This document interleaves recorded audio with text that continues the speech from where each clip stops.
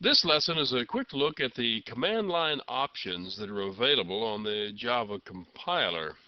Whenever you specify the name of a class on an import statement, the compiler will look for it in the standard places with a standard installation. It will find it. However, if you're using some special class file or for any reason have some class files stored in a non-standard location, you have to tell the compiler where to look for them. You can do this by naming the directories on the command line with this option, or by setting the class path environment variable. The class path is a list of directory names separated by semicolons on Windows and separated by colons on other systems. The compiler produces class files. The default is to put them in the current directory, but this option instructs the compiler to put them in this other directory. If you compile a program and get a message from the compiler saying that you're using something that has been deprecated, you can compile it again with this option to get more information about what has been deprecated. Something, usually a method, becomes deprecated when a newer method or whatever is the preferred form. Quite often there is a better way of doing something, or sometimes they just change the name of a method to try to get a more standardized pattern to the naming. Using something that has been deprecated is not an error. Your program will run just fine with it, but what you might want to do is run the compiler with this option, find out what you are using that has been deprecated, look it up in the documentation. Right there, you'll find a link to the preferred way of doing things. This has to do with the encoding of the text in the source file. If for some reason you wind up with source code from some strange place and need to translate the characters into something you can compile, then you need to research this. Otherwise, forget about it. If you're going to be running a debugger on the program, you can use this option to have the compiler include lots more debugging information than just the source file and the line number. This can be used to prevent the compiler from including even the source file and line number information. The compiler will include certain kinds of debugging information based on the keywords you include in a comma-separated list.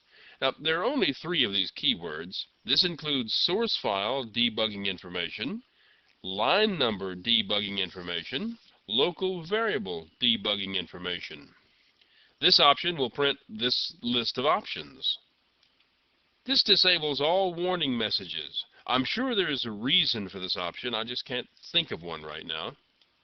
This enables support for compiling source code containing assertions. Setting release to 1.4 allows assertions in the code. Setting it to 1.3 disallows them. This specifies the directories in which the compiler will look for source files. It's a list of directory names separated by semicolons. A location can also be a jar or a zip file. This option causes the compiler to output lots of information about what it's doing while it's doing it.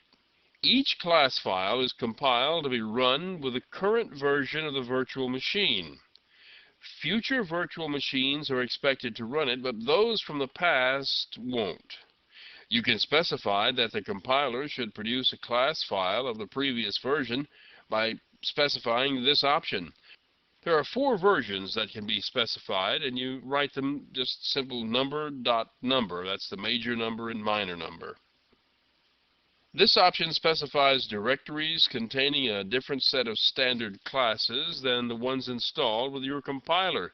It can be in directories, jar files, or zip files. This option specifies directories containing a different set of extension classes than the ones installed into your compiler.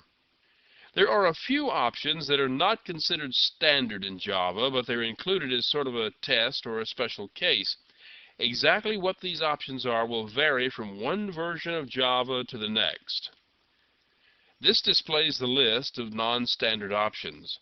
You ought to give this a try with your current compiler because you're almost certain to find some options that are not listed here.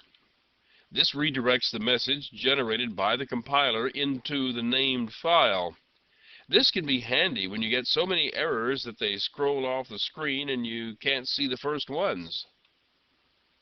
This causes a warning message to be issued for every case statement that doesn't have a break before the next case statement. There are circumstances where the compiler needs to run the Java virtual machine, and with this option, you can specify an option to be passed to the Java virtual machine.